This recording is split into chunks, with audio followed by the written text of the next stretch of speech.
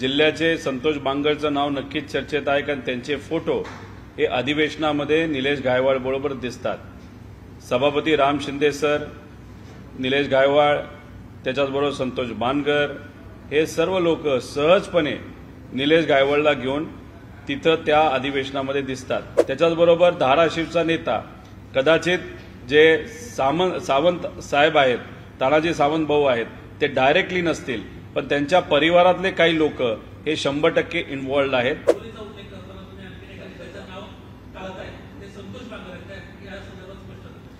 आता या विषयामध्ये चर्चा इतकी मोठ्या प्रमाणात झाल्यानंतर की हिंगोली जिल्ह्याचे संतोष बांगरचं नाव नक्कीच चर्चेत आहे, कारण त्यांचे फोटो हे अधिवेशनामध्ये निलेश गायकवाड बरोबर दिसतात। सभापती राम शिंदे सर, निलेश गायकवाड, त्याच्याबरोबर संतोष बांगर हे सर्व लोक सहजपणे निलेश गायकवाडला घेऊन तिथं त्या अधिवेशनामध्ये दिसतात। म्हणजे एखाद्या शेतकऱ्याला, सामान्य व्यक्तीला आत यायला परवानगी नाही, पण अशा एका गुंड प्रवृत्तीच्या व्यक्तीला सहजपणे अधिवेशनामध्ये नेलं जातं। त्यामुळे संतोष बांगरचा विषय आहे, चर्चा आहे, त्याचा थोडासा अभ्यास करण्याची जरूरत आहे। त्याच्याबरोबर धाराशिवचा नेता कदाचित जे सावंत साहेब आहेत, तानाजी सावंत भाऊ आहेत, ते डायरेक्टली नसतील, पण त्यांच्या परिवारातले काही लोक हे 100% इन्व्हॉल्ड आहेत। जे तिथं ज्या पवनचक्क्या असतात, ज्याला आपण विंडमिल म्हणतो, तिथं जी काही जमिनी घेतल्या जातात, शेतकऱ्याला ज्या धमक्या दिल्या जातात, त्याच्यामध्ये निलेश गायकवाडच्या गँगचा आणि स्वतः निलेश गायकवाडचा तिथं इन्व्हॉल्वमेंट आहे। आणि त्याला तानाजी सावंत साहेब स्वतः नाही, पण त्यांच्या परिवारातले काही लोकांचं नक्कीच पाठबळ आहे।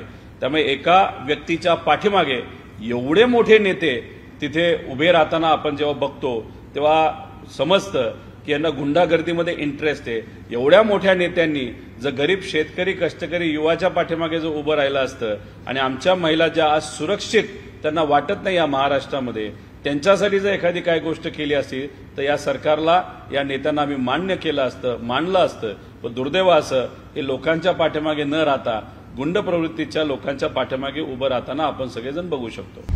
आता isakal.com आहे देशातील नंबर 1 ची मराठी न्यूज वेबसाईट। प्रत्येक अपडेटसाठी isakal.com ला नक्की भेट द्या।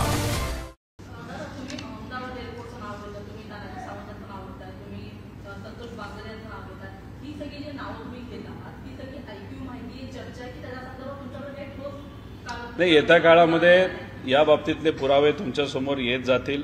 अहमदाबाद एअरपोर्टचं हे खरं आहे, त्यांना सोडायला जी लोक गेली होती त्यांचं नावं आमच्याकडे आहेत।